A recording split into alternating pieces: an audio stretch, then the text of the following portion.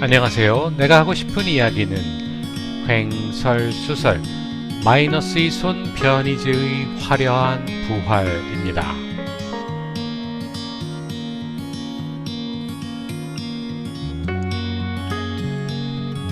홍문종의 난이 일어나자 처음에는 긴가민가 누나를 굴리면서 자신은 태블릿 PC 특별법을 발의해준 조원진과 함께 가겠다던 변희재가 이제 확실히 노선 정리를 하고 홍문종에게 들러붙기로 한 듯 합니다.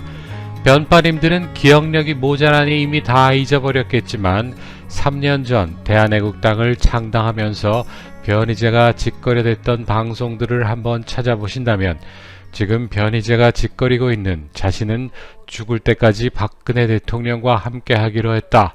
박근혜 신당은 차기 총선에서 돌풍이 불 것이다.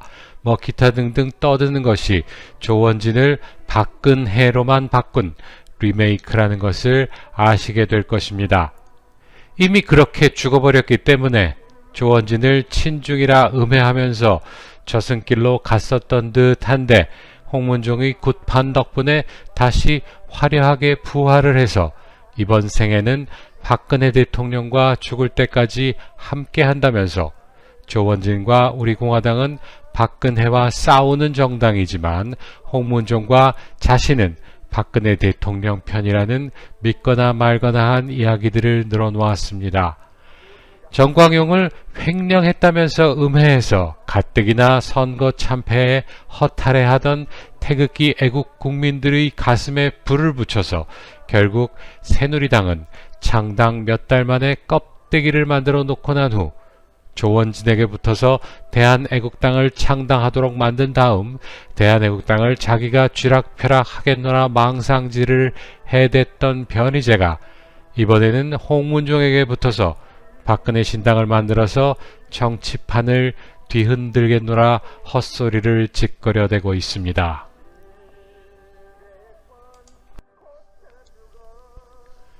강용석이나 김세의도 홍문종의 허풍에 확실하게 속아 넘어가서 박근혜 신당에 참여하여서 금배지 달 수 있다는 망상 속에 요즘 하루하루가 무척이나 신이 나 보이는데 그 두 잡것들보다 더 신이 나서 활발하게 헛소리를 짓거려대고 있는 것이 바로 변희재입니다. 이번에는 홍문종이 주축이 된 박근혜 신당이 차기 총선에서 100석을 올린답니다. 그러니 홍문종이나 변가, 강가, 김가 모두 눈깔이 뒤집어지지 않을 수 있었겠습니까? 현실적으로 박근혜 대통령이 전국을 돌며 선거운동을 하고 다닐 수 있다 해도 박근혜 신당이 100석을 차지한다는 것은 무리일 수 있습니다. 그런데 그저 단지 홍문종이가 박근혜 대통령 뜻이라고 주장하는 말만 믿고서 박근혜 신당이라는 곳에 기꺼이 투표할 사람들이 진정 몇이나 될까요? 탄핵 무효를 외치면서 처음 선거에 참여했던 새누리당 조원진 후보는 0.1%의 득표를 했습니다. 조원진 후보가 그리 인지도가 높은 사람이 아니었기도 했지만 자한당과 민주당의 1대1 대결 구도가 만들어낸 고래 싸움에 새우등 터진 당연한 결과였다 하겠습니다.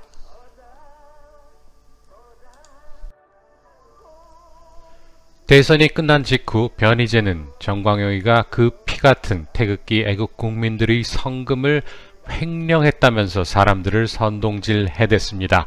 그 선동은 정말로 확실하게 성공했고 결국 탄핵 무효를 절박하게 외치며 대한민국을 바로 세우고자 일반 국민들이 피와 땀으로 만든 최초의 정당은 그런 식으로 허망하게 무너져버리고 말았습니다. 그 때문에 그 추웠던 겨울 대한문 일대를 가득 메웠던 태극기 애국 국민들은 뿔뿔이 흩어져 버리고 말았던 것입니다.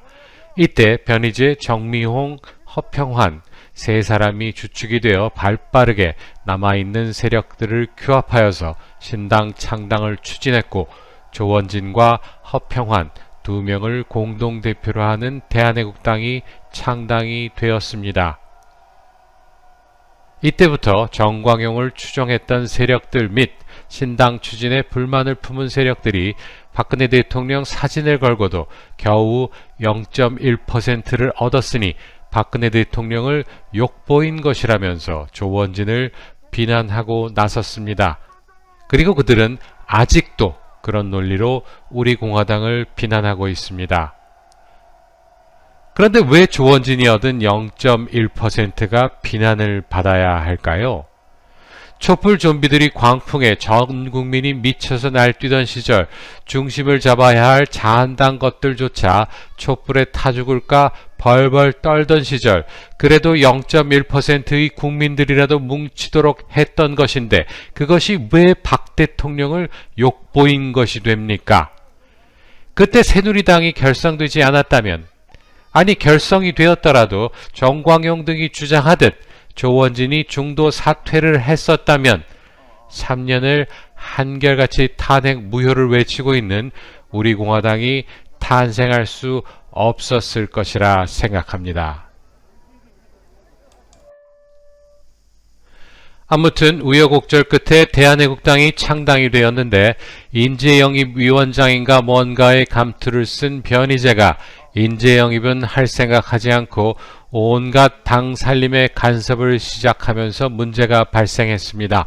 사무총장이 직접 감독하여야 하는 당사 인테리어 문제라던가 창당 행사라던가 하는 것에 변희재가 간섭을 시작하여 자신이 추천하는 이들에게 일감을 몰아주려 했던 정황이 분명한데 변희재는 적반하장격으로 정미홍이 비싼 인테리어를 했네, 창당 행사 비용이 너무 과다했네 하면서 정미홍을 몰아세움과 동시에 허평원 장군은 뇌물을 받았다면서 설쳐대서 결국 공동대표직을 사퇴하도록 만들었습니다. 그리고 당윤리위원회가 열리자 김경혜를 물고 늘어지면서 공동사퇴를 주장하기에 이릅니다. 아무튼 출당 후 조원진 친중 논란을 불어일으키는 찌라시성 카더라 기사로 음해를 해서 소란을 부렸던 변희재가 이제 와서는 조원진에게 힘을 실어주기 위하여 동반 사퇴를 주장했었다는 정말로 믿거나 말거나를 자기 방송에서 입에 침도 바르지 않고 해댔는데 변빠님들은 그 말에 믿습니다를 외치고 있는 듯 보입니다. 어쨌든 다가올 지방선거에서 대한애국당이 돌풍이 불 것이라면서 망상질을 처해던 변희재가 깽판을 치고 나간 후 상당히 많은 변파 애국당원이 탈당을 해서 신생정당 대한애국당은 뿌리를 내리기까지 참으로 많은 고생을 해야만 했습니다. 그 때문에 아직도 그 시절을 기억하고 있는 우리 공화당 당원분들이 변희재라는 말만 들으면 민감하게 알레르기 반응을 보이고 있는 것입니다.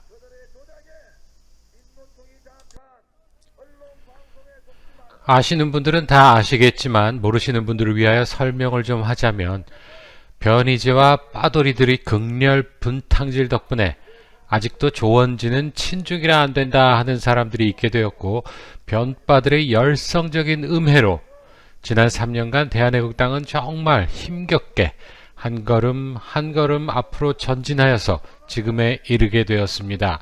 새누리당 시절 0.1%에서 대한애국당 시절 1.5%의 득표율을 올렸고 우리 공화당으로 이름을 바꾼 후 2, 3%대의 지지율을 올리고 있는 정당으로 발돋움하였는데 우리 공화당의 지지율이 겨우 2, 3%라면서 비웃고 있는 자들이 밤낮 없는 음해 덕분에 지지율을 높이는 것에 어려움을 겪었는데 지금 그 음해 세력의 대부라 불리워도 손색이 없을 변희재가 다시금 얼굴에 철판을 깔고 우리 공화당을 음해하고 있습니다. 조선일보의 인터뷰 기사로 조원진이 박근혜 대통령에 대한 선전포고라 짓거리다니 이제는 우리 공화당은 유승민과 손잡고 박근혜 대통령을 묻어버리려 한다고 거짓 선동질을 해대고 있습니다. 참으로 재활용이 불가능한 그저 소각해버려야 하는 독극물이라 해야 할 것입니다.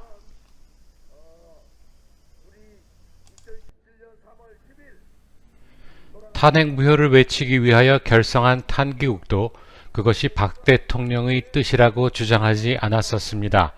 그 뒤를 이어 최초의 민초정당 새누리당도 박근혜 대통령의 뜻으로 만들었다 주장하지 않았습니다. 물론 대한애국당도 박근혜 대통령의 뜻으로 만든 정당이라 주장한 바 전혀 없습니다.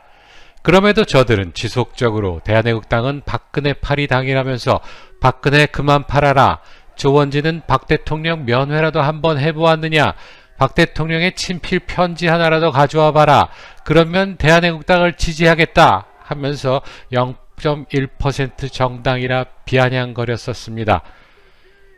그런데 지금 홍문종은 공개적으로 박근혜 대통령의 뜻만을 입에 올리면서 자신이 하고 있는 모든 행동이 박근혜 대통령의 명령이라는 취지의 말들을 늘어놓으면서도 정작 박근혜 대통령의 직접 지시를 받았는가 라고 물어보면 대답을 얼버무리면서 박 대통령의 우중을 잘 안다는 식으로 넘어가는 인터뷰가 한두 번이 아니었습니다. 변희재는 한 발 더 나아가서 박 대통령이 우리 공화당을 시험하기 위하여 홍문종을 보냈는데 그 시험에 통과하지 못했기 때문에 홍문종과 자신이 박근혜 신당을 차릴 것이라며 박근혜 파리를 시작했습니다. 그래도 감옥 가기 전보다는 현실적이 되었는지 몰라도 차기 총선에서 고작 100석을 자신한다 주댕이를 털어댔습니다. 감옥 가기 전이라면 최소한 150석은 한다면서 떠버렸을 텐데 말입니다.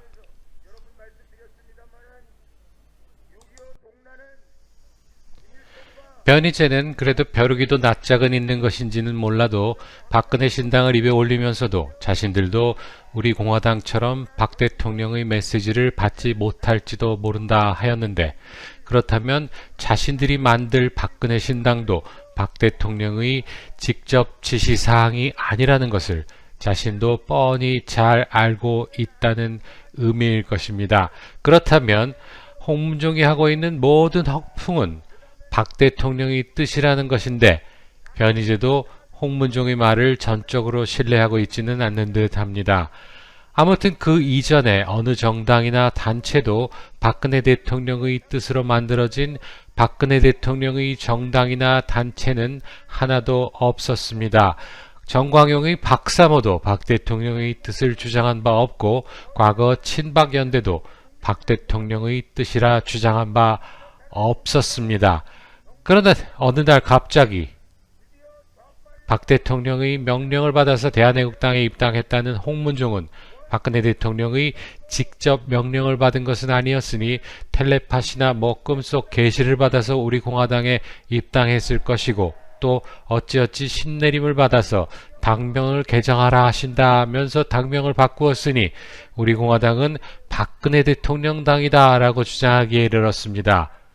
며칠 전까지만 해도 자기가 만든 자기 당이라고 그리 난리부르스를 추더니 왜 갑자기 꼬리를 내리고서는 박근혜 대통령 당이라고 부르는지 그 뻔한 속내는 다 들여다 보입니다.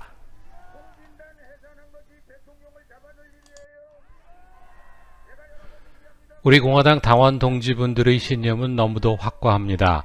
탄찬 쓰레기들은 몰아내야 한다는 것입니다. 그래야만 대한민국의 진정한 보수우파 정당이 우뚝 설 수 있고, 그래야 비로소 대한민국의 법치를 바로 세울 수 있다는 믿음입니다.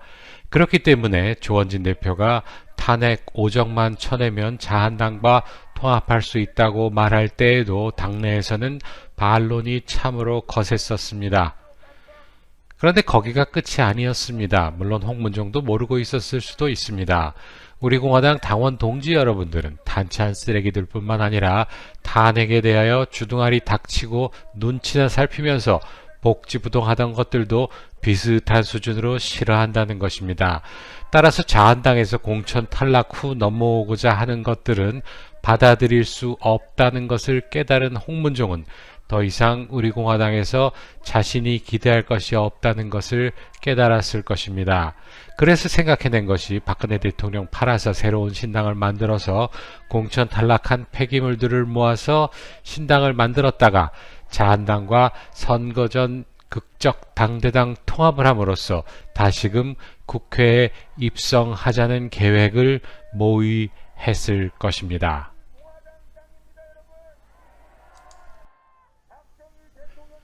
변희재가 가석방된 후 대한애국당 청막 당사를 찾는 등 다시 대한애국당에 기웃거리는 것이 정말로 걱정거리였었는데, 다행스럽게도 변희재는 홍문종에게 빌붙기로 한 듯 보여서 참으로 안심이 됩니다. 그런데 변희재는 홍문종이가 신당을 만들면 그 신당 스스로 선거를 치를 것이라 꿈꾸고 있는데, 홍문종이는 만일 신당이 원내 교섭단체를 이룰 정도의 공천 탈락자들을 긁어 모아 성공적으로 창당이 된다면 당연히 자한당과 통합을 추진할 터인데, 그때가 되었을 때 변희재가 홍문종을 무엇이라 음해하고 다닐지 벌써부터 기대가 됩니다. 그러나 변희재가 홍문종에게 붙었다는 것은 홍문종이 무엇을 추진하던 간에 망할 것이라는 보증수표이기도 하니, 홍문종이 자한당과 당대당 통합을 할 확률은 거의 없다 해도 그리 틀리지는 않을 것입니다.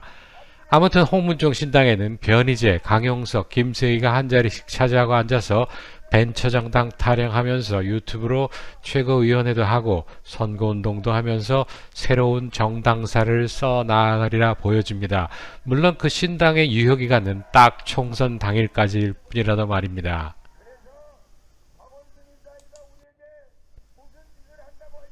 사실 몽빠나 안빠 등의 지능지수는 검사해보지 않아도 두 자리 숫자를 넘을 수 없다는 것이 제 판단입니다.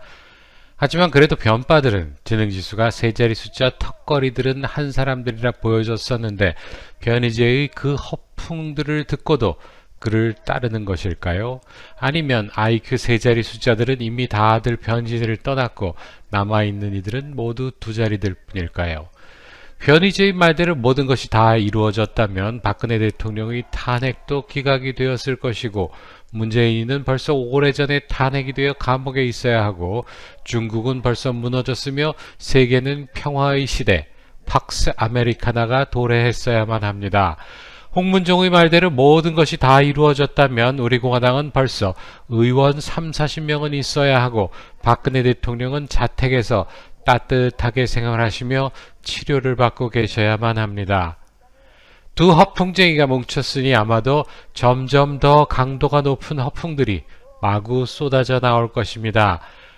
하지만 저들이 무슨 짓을 하건 우리 공화당 당원 동지 여러분들과 태극기 애국 국민들은 지난 3년간 해왔던 탄핵 무효 투쟁을 지속하시면 됩니다. 그러면서 가끔 저 두 허풍쟁이들의 개그를 보면서 잠시 현실에서 벗어나는 것도 좋은 휴식 방법이라 생각합니다.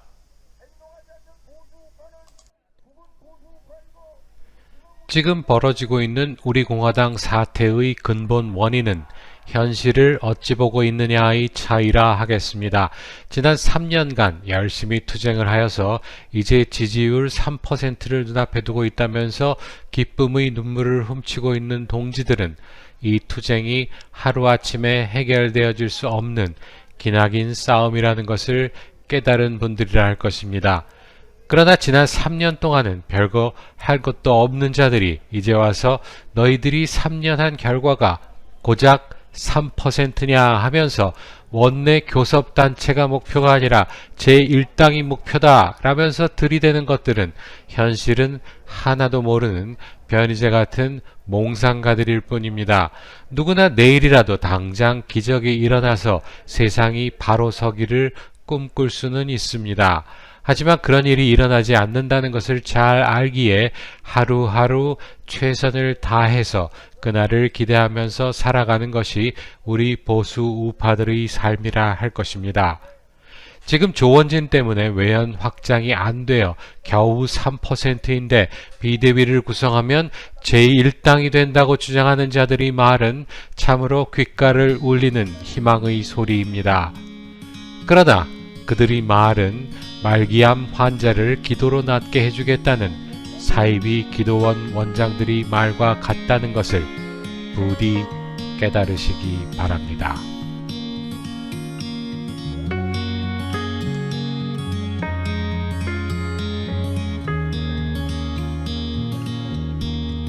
내가 하고 싶은 이야기는 마이너스의 손 변희재의 화려한 부활은 여기서 마치겠습니다.